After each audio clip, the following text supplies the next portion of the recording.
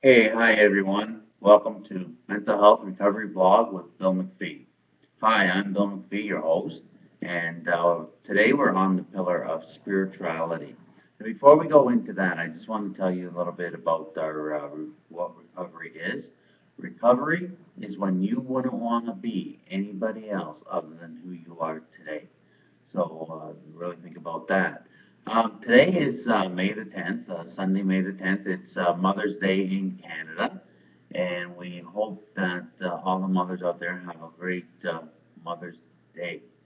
Um, Today, what I'm going to talk about, as I told you, our definition in spirituality, which is the first pillar of recovery, is basically just recognizing that yes, there is a God, and that God is for you and not against you. And I want to share with you when I was younger, a distinct thing that God did in my life that was, it was literally a miracle.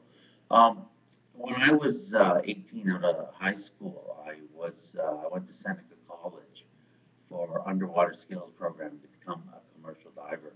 And I graduated as a commercial diver, and I wanted to get a job in the diving industry. So I went to Singapore, and it was my 19th birthday. I was in Singapore. I was on the plane to Singapore, and I arrived there at 19 years old, and I was green as anything. I didn't know what was going on. I can remember getting into the country on the tourist visa, but I was so naive. I didn't even know that I had to get my visa stamped every 2 weeks, renewed.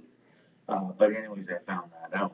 But anyways, I thought as a graduating diver that I was going to go in Singapore, which is the hub of Asia in the business world, and that I was going to get a job right away.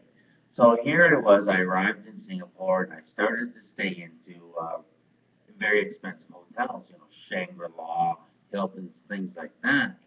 And it was soon prevalent, or soon I knew that I wasn't going to get a job very quickly.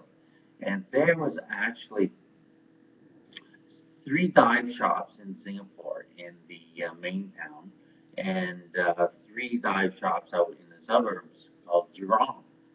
And I was going, putting my resumes into the places in downtown. I'd go to three places in one day, and then the next day I'd take the bus up to Durham and put applications in and just try to get a job. Well, soon enough, things looked like I wasn't going to get a job, and I was running out of money, and I was ending up going from Shangri-La and big hotels and smaller ones, and dumpier ones, and everything like that.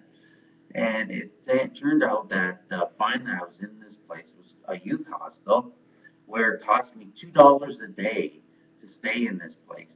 But if I killed a rat, I got to stay for free. And basically, I was in this youth hostel, and I was down to my last $200. And I'm thinking, oh, I'm not going to get a job. I got $200. But it was 2 days before Christmas, and I wanted to wire my mom home some flowers for Christmas.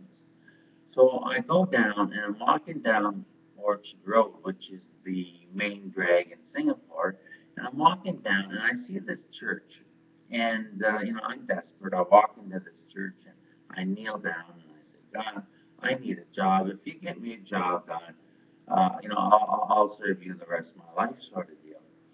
So I walked out of the church and I'm walking down Orchard Road and, I'm walking past the IGN building. And the IGN building is where one of the dive shops, one of the dive offices was, SeaTech International. So I look up on this tall building and I said, should I go up there? I'm on my way to wire my mom some flowers. Should I go up there? I've been up there many times. They have my resume and everything like that. So what should I do? So I go up.